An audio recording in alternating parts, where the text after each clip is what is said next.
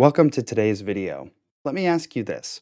When you think about growth, whether personal or professional, does your mind immediately jump to all the things you need to fix or improve? If so, you're not alone. But what if I told you the key to sustainable, meaningful growth wasn't about fixing anything at all? What if it started with self acceptance, the ability to embrace who you are as you are and use that as the foundation for your goals? In this video, we're going to explore why self acceptance is so powerful, especially for leaders and professionals. We'll talk about what it is, how it differs from self esteem, and why it's essential for mental fitness and leadership. You'll also learn three practical strategies to start practicing self acceptance today, along with real world examples to bring these ideas to life. So, if you're ready to rethink how you approach growth, let's dive in. First, let's define self acceptance. At its core, self acceptance is the ability to value yourself unconditionally, flaws, strengths, and everything in between.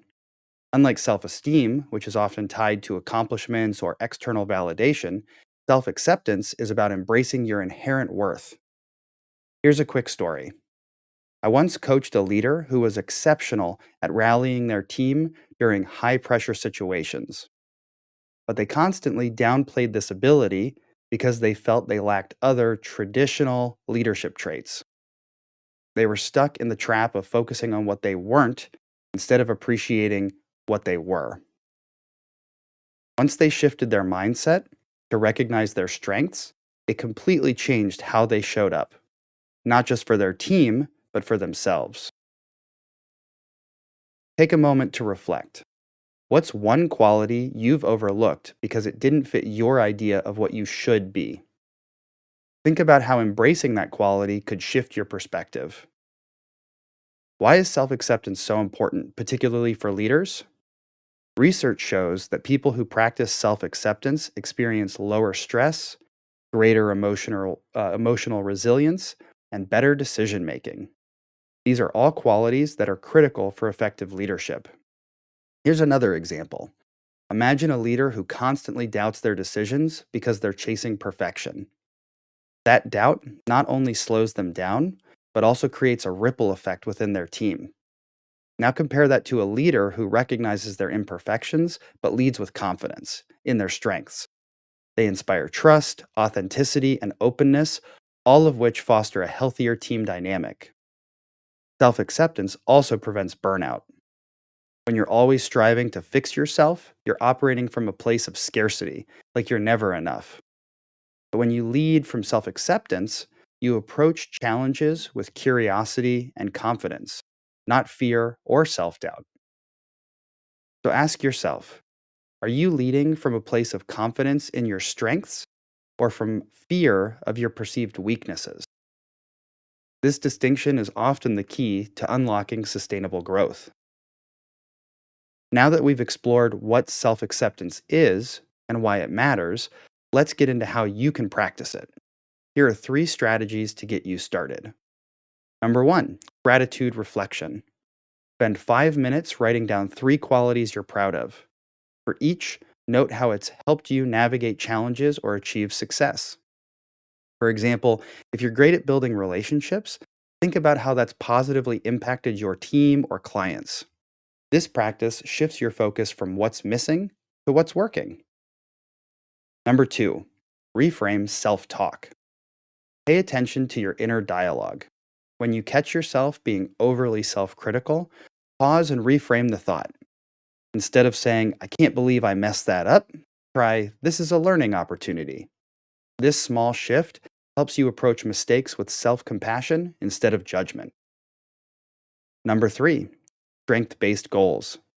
Instead of setting resolutions aimed at fixing weaknesses, focus on amplifying your strengths. For example, if you're naturally empathetic, set a goal to deepen your relationships or mentor others. This approach feels more aligned and sustainable.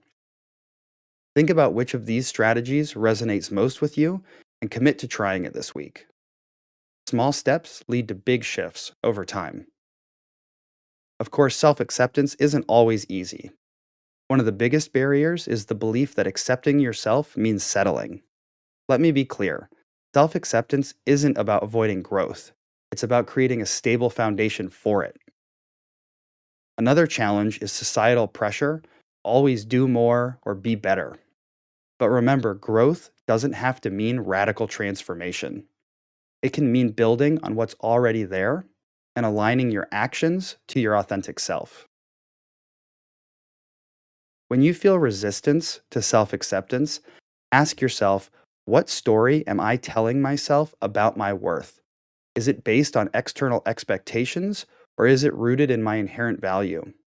This reflection can be a powerful way to reframe your mindset. To wrap up, here's what we've covered.